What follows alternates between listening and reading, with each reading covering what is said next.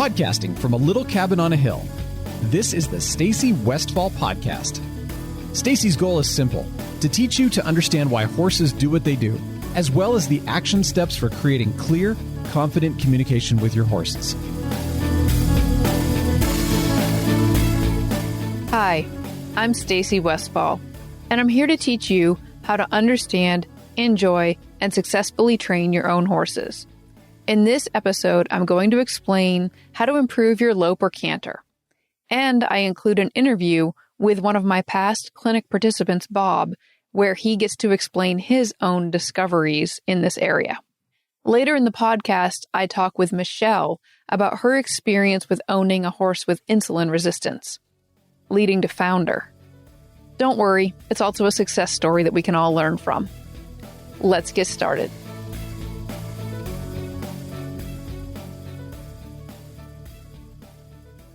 Inside my online video vault, I have been doing live Zoom calls, and that means that I am on audio and video and answering people's questions live.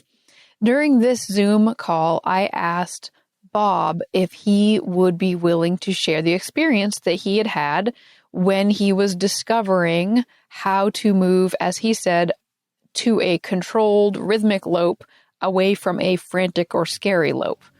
And I'm going to go ahead and let Bob explain it by letting you hear the audio. Here it is.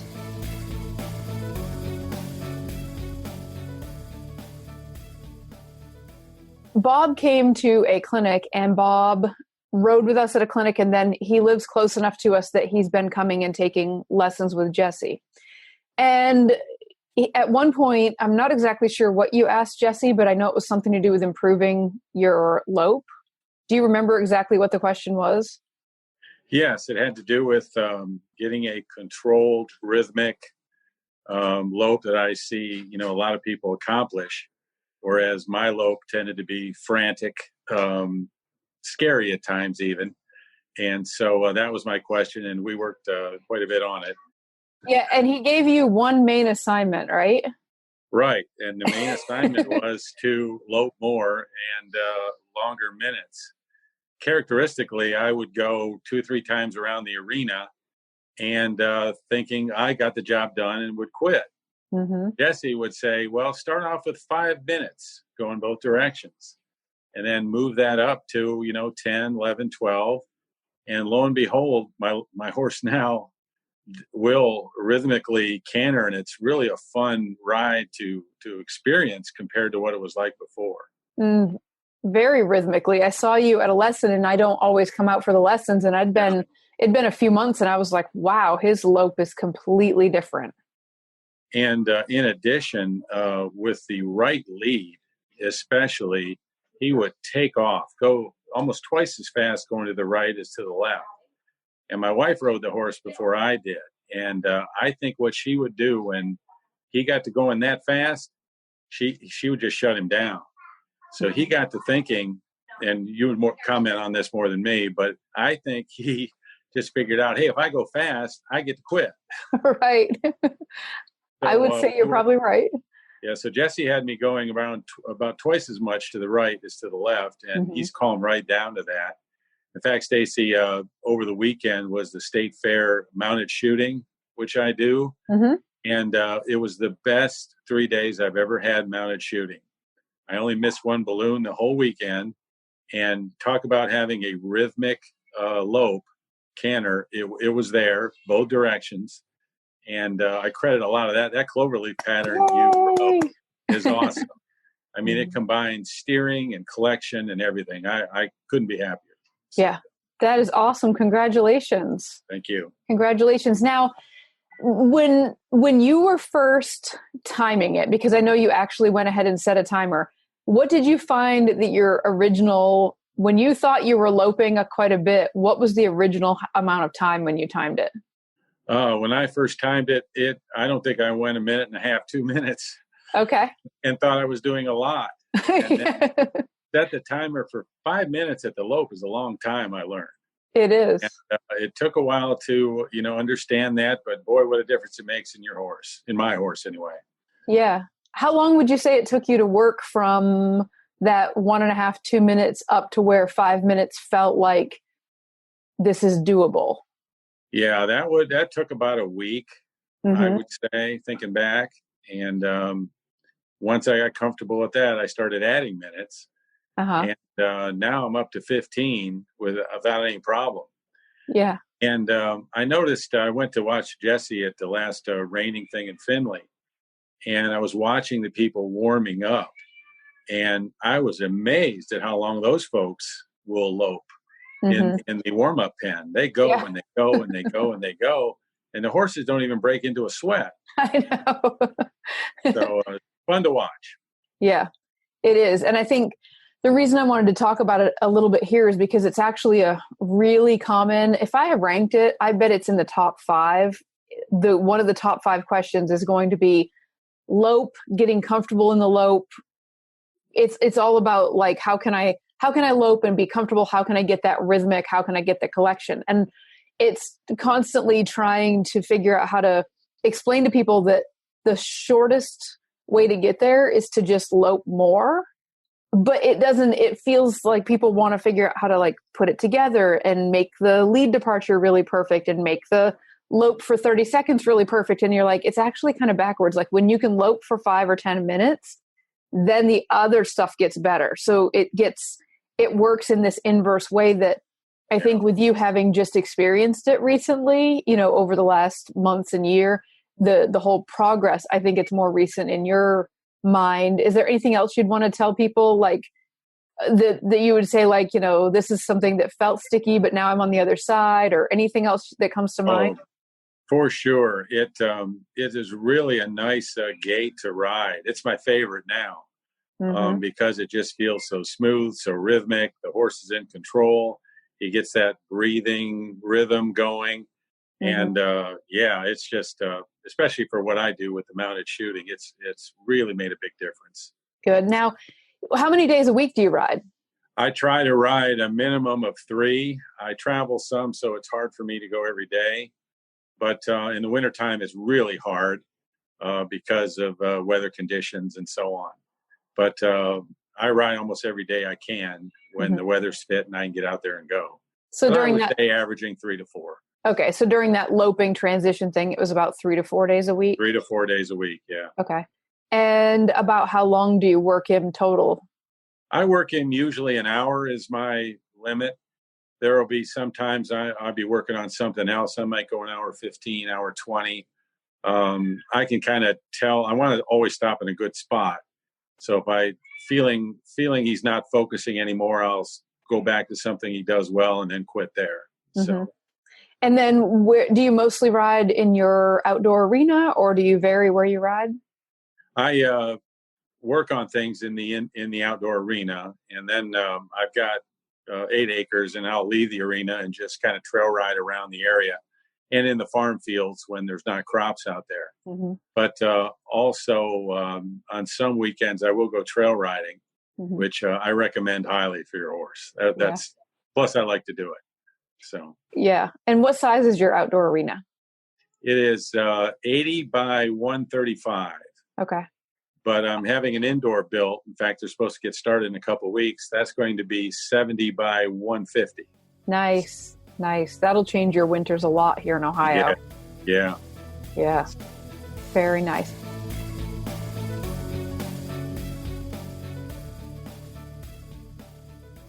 As you could hear, this was an excerpt from one of my video calls with a group of people. What I'd like to do is give you some more safety tips for when you are working up to improving your lope or your canter. Let's go ahead and use the 4-square model, and let's begin with the horse's body. You may need to improve your horse's physical conditioning to improve your lope or canter. And you can do this by lunging him more or longer, and you can do that on a lunge line or in a round pen. But if you want to be able to lope for 5 minutes straight, it would be reasonable to expect to be able to lunge and get this horse to lope for 5 minutes straight. You could also include lunging the horse over poles at a canter which you could just put a pole at, let's say, 12 o'clock in the arena and 6 o'clock in the arena. You can get kind of creative here. Even little baby Presto, when he was a 2-year-old, I was lunging him over some of the logs in the indoor arena during the winter time to help build his coordination and his muscling to prepare him. Depending on the age of the horse and the physical condition, you need to build yourself up. But those are some ideas to get started with improving your horse's body before you go into a lot of loping. Your horse's mind is something you need to take a look at also, because you might have things in the back of your mind like him bucking or not stopping. And some of these are their physical representations of something that's going on in your horse's mind. So, for example, the buck could be in his mind because of him being fresh. So maybe he hasn't had a chance to play, and maybe you've been mostly walking and trotting for a very long time, and he just hasn't had a chance to kick up his heels, which is why moving him around in the previous tip would be helpful. But it also could be that there's some kind of a history, either with you or with him, but you want to try to separate out your horse's mind and see if there's anything that you should be concerned with that could be holding you back because you're kind of aware of it. If you're unclear about your horse's body or mind, go ahead and get a professional opinion to help put you at ease. Another square of the 4-square model is the rider's body. So what is making you physically uncomfortable about loping more? For a lot of people, it's the bouncy trot that they get into when they're going up to the lope or canter, or when they're coming down from the lope or the canter. A lot of people will say, if I could skip that spot, I'd be okay. Now, training-wise, if your horse is in high school or college, you can get to the point where you can skip that. But because you can't guarantee that that won't be a few steps that would happen, I would encourage you to increase your tolerance of that gait by working on the trot to improve your confidence before you move into the lope. So you might jog your horse kind of at a medium speed, and then you might want to ask that horse to extend into a bigger jog, or sometimes I use trot as the bigger version of jog. So, ask that horse to trot out there a little bit more and kind of push your tolerance level of where that trot is, because they can trot a little bit quicker, and maybe it's because you're not having them have some kind of collection. Maybe that's why they're getting more bouncy. But you'll want to have some of those discoveries in the trot, because even a well-trained horse that knows how to do a walk to canter, canter to walk transition will occasionally take a few of those bouncy steps. So it's better if you get prepared for that. Sometimes riders who are just not sure about it can benefit from riding over a log on the ground and learning to walk and trot over those, because it has that little shift in their body that happens. And some of these things can help riders improve their comfort level around those funny steps you can get between the transitions up and down in and out of the canter or lope. You could also consider improving your physical strength outside of riding your horse. It's interesting to note that Bob actually joined a gym and started working out and really improved his physical strength alongside what he was doing with riding his horse. And I do think the two correlate together for quicker success.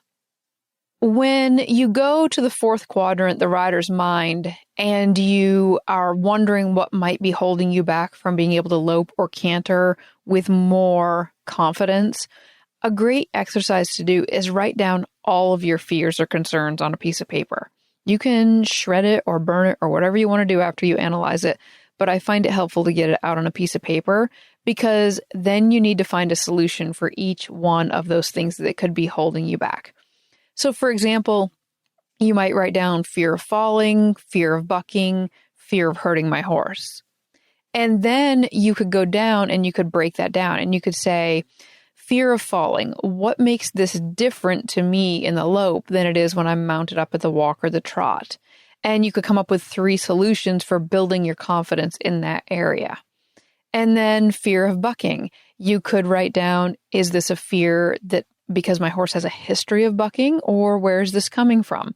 Is this because I saw somebody else get bucked off, or is this because I just know it could happen? Or write down everything you're thinking about and then ask yourself the question, what could build my confidence?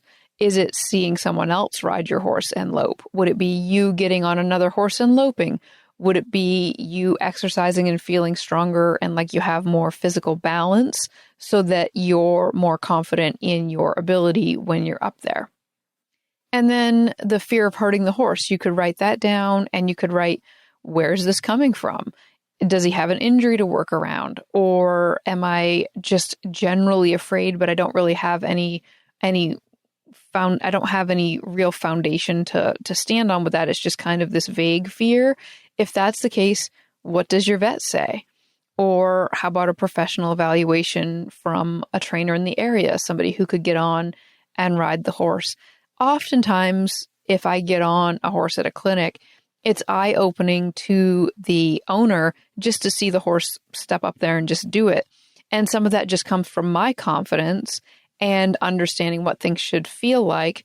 And so give yourself that gift if you need it. If it would help you, find someone else so that you can see someone else ride your horse, and it can help build your confidence, and it will give you some more evidence that your horse is capable. One thing I do have to say is I am not a big believer in just forcing yourself through your fears.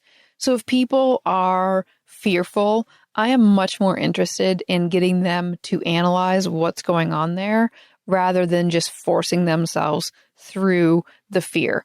Because it's sometimes the first episode that I recorded of the podcast was fear versus danger. And the reason why I did that podcast first was because sometimes people will actually put something that I would put in the danger category, they'll put in the fear category. So for example, I've used the example before about a car. If your car's brakes are failing, then you would be naturally fearful to drive the car because it's actually dangerous. And I think sometimes with the emotional connection and idea with the horses, I think sometimes people are like, oh, I'm just fearful, when actually it might be pointing towards danger. So this is why I encourage you to write this stuff down and evaluate it, because if a professional evaluates your horse and basically gives you the same prognosis as a mechanic who looks at your car and says, your brakes are failing, then you would actually feel like, oh, my brakes are failing, I need some brake work done. That could apply to your horse. So if your horse has issues and you're unclear whether you're lumping it into your fear or whether it's really a danger, this is why you need to break it down into as many steps as possible or get a professional's opinion. Because if you push yourself through something that's actually dangerous, like you decide to drive your car even though the brakes are failing, you can actually get hurt. And then that's just going to feed your idea that your fear was somehow, doing something that, no, fear is different than danger, but only if you can break down and understand where each one is coming from. That's your assignment if you're dealing with fear during this process. Supporting companies make this show sustainable. Thank you. I don't know about you, but when I'm learning in any area of my life, I seem to remember things better if it's wrapped around a story. Today, I'm learning from Michelle. Thankfully, I've never personally owned a horse with metabolic issues, but Michelle has. After we stopped recording and we were discussing what we hoped people got from this interview, I think Michelle said it best when she said, I hope people are inspired to be advocates for their horse. Let's listen to Michelle's story.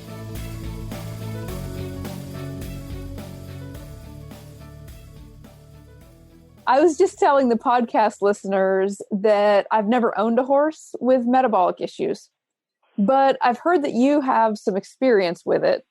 And I'd like to hear your story so that we can all learn a little bit from it. Could you tell me a little bit about your horse and your story?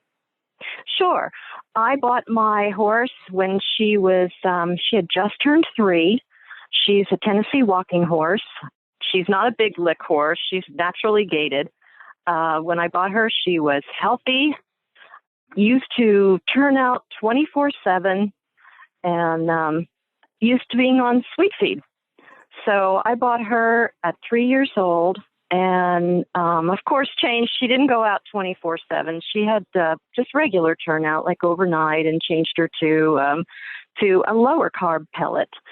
And when she was 7, she started having an acute lameness, and there was no visible injury. The farrier didn't even know that it was laminitis. My vet came out and thought that it was EPM. Wow. We started breeding her, yes. And then she didn't get better. And then my vet thought, well, maybe she has wobbler syndrome. I knew my horse wasn't a wobbler. So because I had already researched it. By trade, I'm a nurse, critical care nurse, and I have done coordinated a lot of research projects for the University of Cincinnati. Can you describe some of the symptoms she was having? Because usually laminitis is very traditional presentation, but it doesn't sound like yours was. No. First of all, she broke out in hives all over the body. I've read that that's kind of an old wives' tale. Uh-huh. But now I really wonder. 2 weeks later, she became acutely lame. Right front leg, she was acting as though the front foot was sore. There was no visible injury. Farrier didn't notice anything. She was kind of throwing her front leg out, kind of side to side when she walked, as if her shoulder was hurting. Uh-huh. He went ahead and trimmed her, put her shoes on. She shod only on the front feet.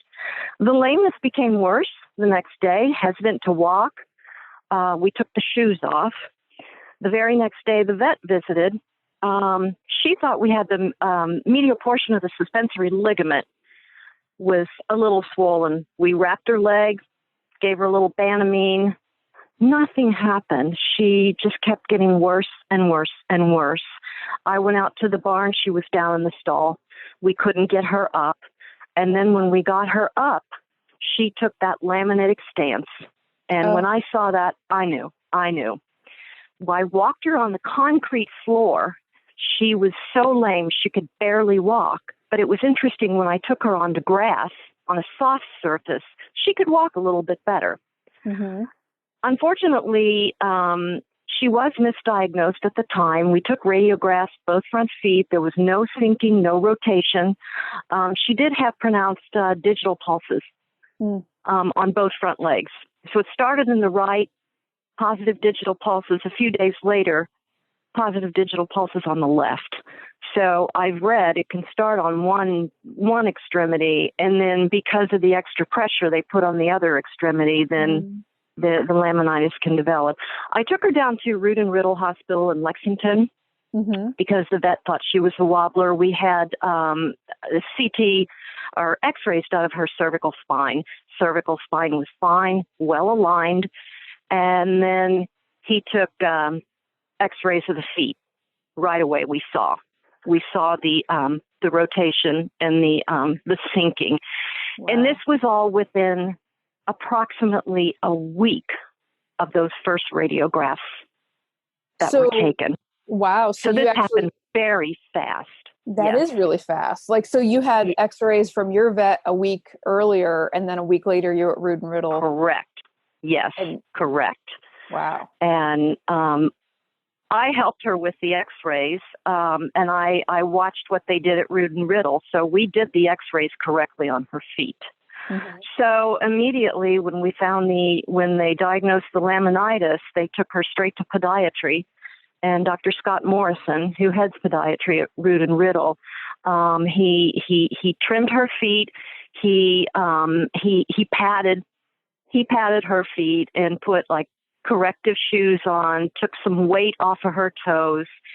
And long story short, I followed every 6 weeks with Dr. Morrison at Root and Riddle. I had to give my horse a chance. I was not going to put her down. Yeah, So 7 years old. Yeah, she was very young. So I had to give her a chance. If she didn't recover, I would have euthanized her. But the prognosis was good. And so I chose to take her to Lexington every 6 weeks for a year. He straightened out her feet. Her feet are well aligned. Looking at her hoofs, you could never tell she had laminitis. I continue to follow his prescription for the shoes. It's a rocker type shoe that lifts her heel up. Mm-hmm. I was fortunate enough to find a good farrier here in Cincinnati, and I take her to Root and Riddle once a year now for radiographs and see if Dr. Morrison wants to change the prescription on her shoe. Backing up to when I took her to Root and Riddle, I saw Dr. Reed, who is an expert in equine neurological syndromes, and also Dr. Scott Morrison in podiatry. They consulted with the University of Kentucky and the University of Tennessee, and that's when they told me put her on the Metabarol. So we started her on L-thyroid to kind of boost her metabolism while she was on stall rest. She was only on that for about 2 months, and we weaned it off. And that actually knocked off a little bit of weight, maybe 200 pounds. She wasn't that overweight. She wasn't the picture of laminitis or EMS. Yeah, that's what I was going to ask. Like, what was her body score, and how early on did the vet start to suspect that this was some kind of metabolic link? When she drew lab work, and that was actually towards the end when she didn't really know what was going on. She drew lab work, and her insulin was 60. And she said, this horse is metabolic. She still hadn't diagnosed the laminitis because... So this was your first vet? Exactly, because she was basing her diagnosis upon the radiographs that we took of the hoofs. Mm. I couldn't believe how fast that sinking and rotation happened. It was within a week. So I started her on the L-thyroid, Metabarol, 2 scoops AM, 2 scoops PM. They also started her on quiescence for the chromium and magnesium. Mm-hmm. And so 7. She was 7 years old when we started that.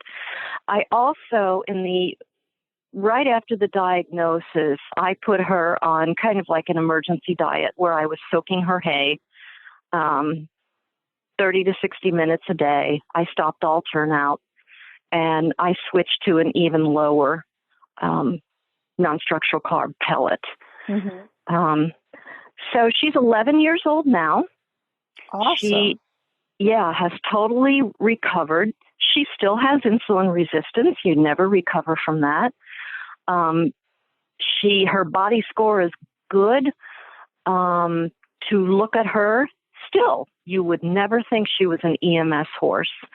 I've shown her in lower level gated dressage several times. We've done well, scored in the low 70s, but it makes her nervous. And I don't want to do anything to her to cause stress, because we know with stress, your cortisol levels increase, and then that could throw her into a laminitic episode. Mm-hmm. She is always muzzled on grass from spring until winter. Whenever she's on grass, she is always muzzled. And she gets a couple of hours of grass per day. In the early days, I would have the vet run an insulin glucose on her. Probably, I started out with 4 times a year. Mm-hmm. Once I was able to get her stabilized on the Metabarol, that took probably 2 months maximum. So for 3 years now, her insulin level has been below 20, which is what it's supposed to be, and her glucose level has always remained below 100. So these are numbers that people like me, that people like me don't know the numbers. So I'm glad you just said it like that, because I haven't had to deal with this, so I don't recognize some of the importance of the numbers. These are the numbers. And to tell if your treatment is working, you have to follow up with labs. Mm-hmm. And it's a commitment and it is expensive. But I feel like this saved my horse's life. I gave her the best chance I could. And she is happy and thriving. Actually, you are the only person I've talked to so far that has had a horse with sinking laminitis that they've saved. Mm-hmm. Usually, I've seen horses saved from rotation. I've seen a lot of horses saved from rotation. I've never talked to somebody personally who'd saved one from sinking. Yeah, so that's amazing. It is. When I saw those radiographs, they didn't even have to tell me. I knew. And then Dr. Morrison, I said, what is the prognosis on this? And he said, it's actually good, but these are the things that you need to do for this horse. Mm-hmm. And he said, you can come, I'd like you to follow maybe for a few months down here, but he said it takes a whole year for the hoof to grow out. Yeah. And so in my horse's best interest, and I live in Cincinnati. Lexington, Kentucky is an hour and a half away, so it's an easy drive. Mm-hmm. So I chose to follow every 6 weeks for 1 year. Okay. And now, from what I understand, she started, and within a week you were at Rood and Riddle, and then you made the commitment for every 6 weeks, and now she's sound. How was her comfort level? Like how quickly, or what did that, let's say, what did the first month, 2 months, 6 months, how would that curve have looked for her getting more comfortable? How did that go for that first year? After Dr. Morrison put a special shoe, it's called the Morrison shoe, and trimmed her hooves to take the pressure off of the toes, that mm-hmm. coffin bone rotates and sinks down. So it's like us walking on our toenails, mm-hmm. Up, almost like a ballerina. And so he trimmed her feet, put special shoes on her feet, and then he put like a foam. It's almost like what dentists use in your mouth. Mm-hmm. He put that on her feet, and immediately when he took the pressure off her toes and that soreness, she could walk in comfort. Nice. And then I had her on stall rest for almost 3 months. Mm-hmm. 3 months. I would hand walk her. Mm-hmm. We started out with just a very little bit of hand walking after a few weeks, and then we increased. So by 6 months, 5 or 6 months, I was riding her again. Wow. Of course, we would ride in a straight line. He wanted no turns, no sharp turns. No hill work. This was just very easy riding, just mm-hmm. at a walk. And I kept up with her diet, her low-carb diet, the Metabarol. Like I said, we weaned her off the L-thyroid after 2 months. That was just a jump starter while she was on stall rest. I didn't really like giving her a lot of Banamine, because she developed ulcers during this period from all the stress. Oh, yeah. I had to put her on GastroGuard for a month. It was either GastroGuard or UlcerGuard, one of the two, but they prescribed it, and that took care of her ulcers. Mm-hmm. But it was a lot of stress. Yeah, yeah. And so now the only thing she's on is the Metabarol, and that's what you believe is keeping her level. Yeah, I do. And I will never stop it. And also, I as a nurse and a research nurse, I research everything. So, I bet you do. I spent that entire year, and I still read articles. I've joined websites and, consulted with vets, and I feel like actually I know more about this than my vet does. Yeah. And it was very interesting that neither one of my vets knew about Metabarol. Mm-hmm. And I was disappointed that they didn't know. Mm-hmm. And I tell them about it, but they wanted to put my horse on chromium supplements and metformin. And there have been studies done on metformin. Metformin is a medication that humans take for type 2 diabetes. Okay. And insulin resistance in horses kind of mocks type 2 diabetes in humans. Interesting. But there have been no good, there's been studies done on the use of metformin, but the dose has to be so high to get any kind of significant difference. And my horse didn't like it. It caused the metformin, actually caused her mouth to blister. Oh. So I said, no, I'm not using this. And I really didn't see any significant decrease in her glucose or insulin levels.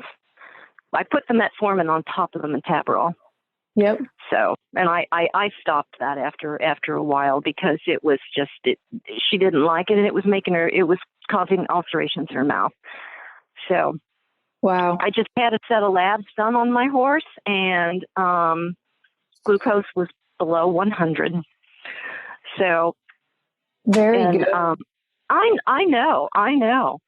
And actually, my farrier here in Cincinnati, there was another farrier out at our barn, and the two farriers were talking while he was working on my horse, and he says, this horse had laminitis, was sinking in rotation 3 years ago. And the other farrier said, wow, you can't even tell by looking at her hoofs. Yeah. So she does that. She had a little bit of a cresty neck, not anything that anybody would notice. I noticed in the very beginning and started wondering, this isn't normal. But you do not see that. She just had like one little bump.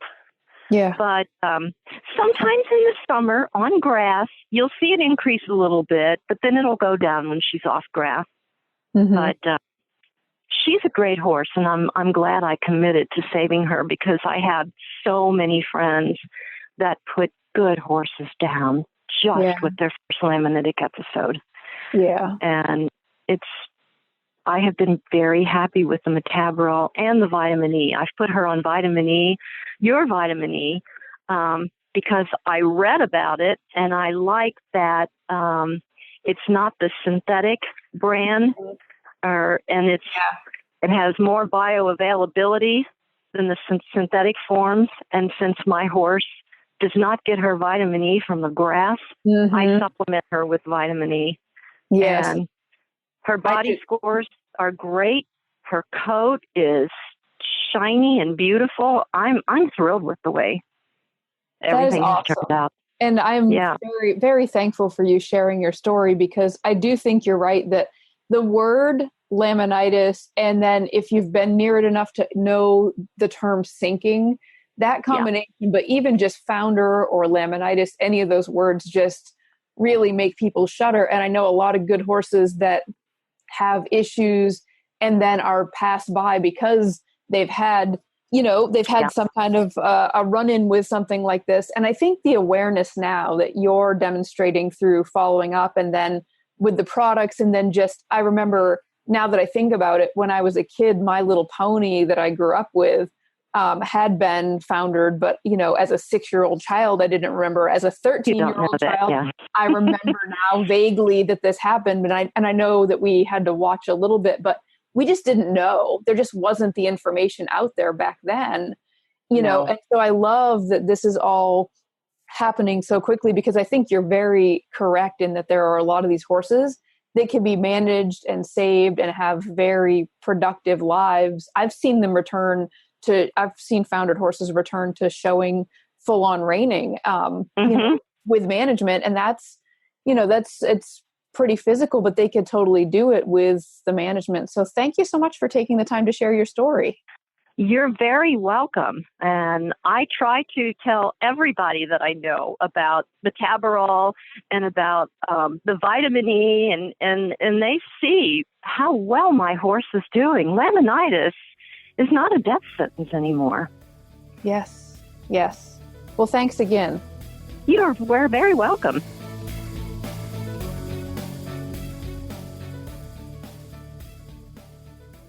The product Michelle was referring to, Metabarol, is made by Equithrive.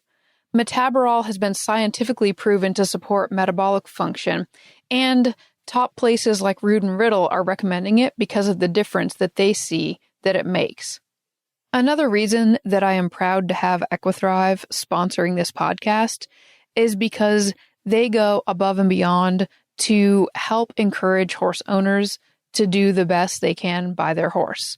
And one of the ways that they're doing that with Metabarol is that they are offering a $50 rebate when an owner turns in blood work and on the insulin and glucose levels of their horse. So basically, they are rewarding horse owners for doing the follow-up blood, insulin, and glucose level testing so that they can make sure they stay on top of any of these conditions their horses can have by offering a rebate. I think that's pretty impressive for a company to do. If you have a horse that you think would benefit from Metabarol, or if you know somebody who has a horse that would benefit from Metabarol, go ahead and visit equithrive.com and you can learn more there. And if you want to learn more about the rebate program, I'll put links to that in my show notes also. Thanks for listening. I'll talk to you again in the next podcast. If you enjoy listening to Stacy's podcast, please visit stacywestfall.com for articles, videos, and tips to help you and your horse succeed.